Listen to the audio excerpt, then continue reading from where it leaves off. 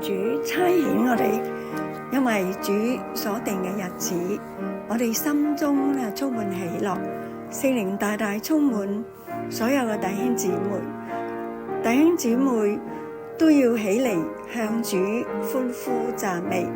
正如詩人所說：我的心啊，你要稱頌耶和華，不可忘記他的一切恩惠。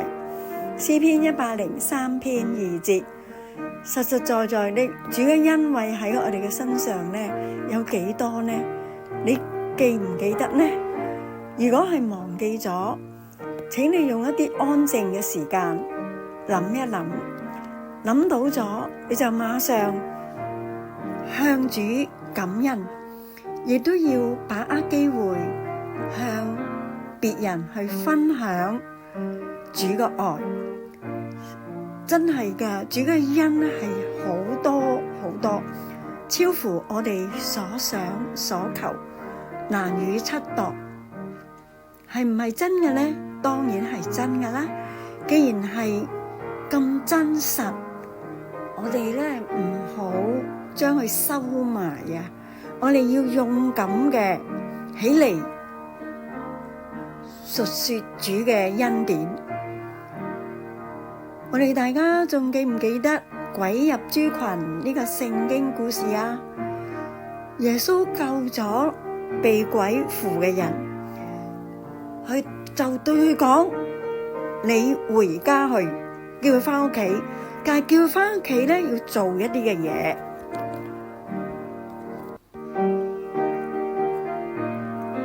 叫佢翻屋企做一啲嘅嘢，要傳說上帝為你做咗何等大嘅事。所以咧，呢個得釋放嘅人咧，佢就去到滿城嗰度，即係全城啊，去傳揚耶穌為佢做咗幾咁大嘅事。喺路加福音8章39節嗰度有記載。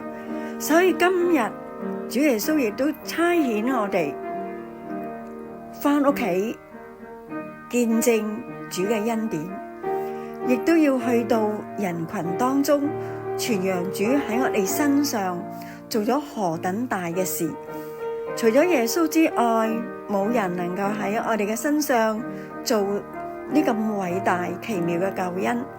所以咧，記得我哋翻到屋企要記得主俾我哋嘅教導、命令、吩咐，去傳揚佢嘅愛。